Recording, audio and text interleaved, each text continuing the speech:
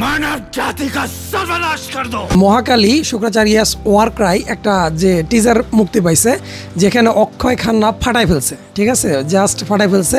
এখন এই শুক্রাচার্যকে এটা সম্পর্কে আমি যদি একটু বলি, সে হচ্ছে অসুরদের গুরু ছিল এবং তার যে একটা স্টোরি, এটা অনেক বড় একটা স্টোরি। মানে ইভেন তার সম্পর্কে কোনো তার যে মৃত্যু হয়েছে এরকম কোনো ঘটনা কিন্তু মানে সনাতন ধর্মে পাওয়া যায় না। এবং বেসিক্যালি সে ছিল মানে অসুরদের মানে গুরু, এবং সে সবসময় বিরোধিতা করতো যে যখন সমুদ্র মন্থন হয় তখন দেবতাদের শুধুমাত্র বিষ্ণু অমরত্ব দিছিল, যেটা আসলে তার কাছে ইনজাস্টিস মনে হয়েছে, যে মানে দেবতারা কেন শুধু অমরত্ব পাইল, এখন কেন অসুররা পাইল না, এটাই তার মেন প্রবলেম ছিল।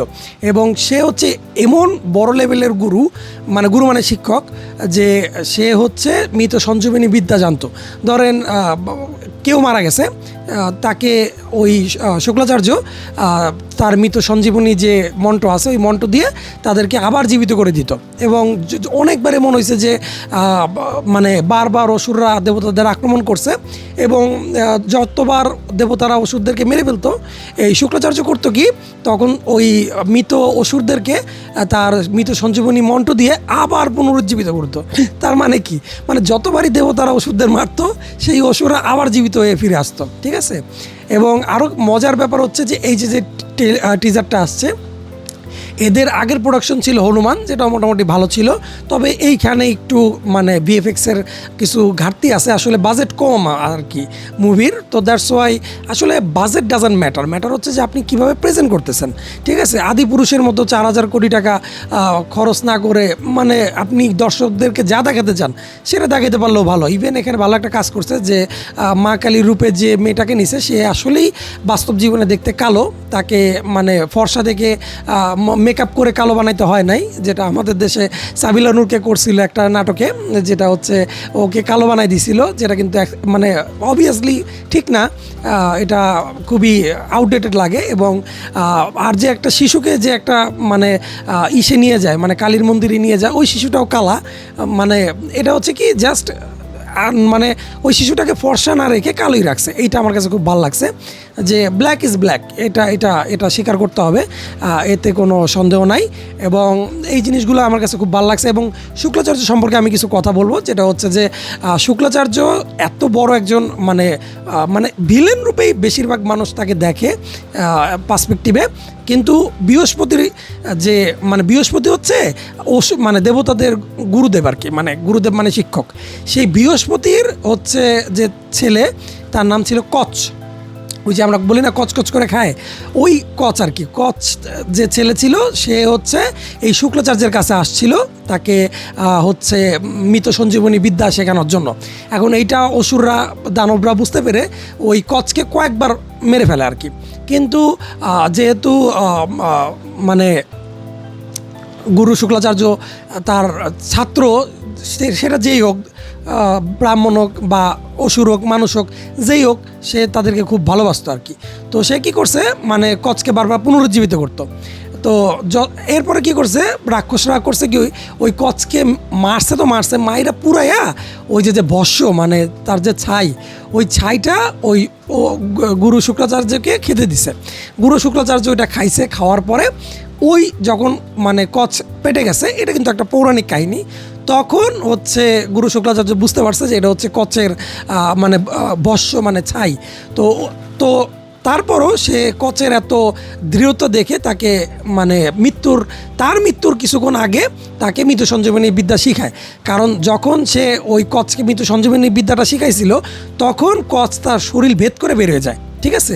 এবং যখন সে মানে কচ শরীর ভেদ করে বেরোয় যায়, তখন কি করে ওই যে কচ সে তার গুরুকে আবার তার মৃত সঞ্জীবনী বিদ্যা দিয়ে আবার তাকে পুনরুজ্জীবিত করে। মানে ব্যাপারটা কিন্তু খুব মানে কি বলবো, মানে খুবই কনস্পিরেসি থিওরি আর কি, মানে খুবই জটিল। এবং আরেকটা মজার ঘটনা বলি, সেটা হচ্ছে যে এই শুক্রাচার্যকে কিন্তু আপনি ওই যে মহাবতার নরসিংহ যে মুভিটা বেরিয়েছিল ওইখানেও আপনি দেখবেন। ইভেন যে বিষ্ণুর যে অবতার ছিল বলি অবতার, সেই বলি অবতার যখন তার যজ্ঞ পূরণ করতেছিল তারও গুরুদেব ছিল কিন্তু এই শুক্রাচার্য, ঠিক আছে। এবং মানে সে মোটামুটি অমরই বলা চলে, তার মৃত্যু সম্পর্কে কেউ কিছু এরকম কিন্তু জানে না। তো যখন ওই যে দেখবেন যে মুভির মানে টিজারের মধ্যে অক্ষয় খান্নার একটা চোখ হচ্ছে সাদা মানে নষ্ট, এটা কিন্তু আসলে বাস্তবে হয়েছে। কারণ হচ্ছে যখন শুক্লাচার্য ওই যে বামন অবতার যে ছিল, যে 3 পাচাই ছিল, ঠিক আছে, যে মহাবলী বলি তার কাছে 3 পাচাই ছিল।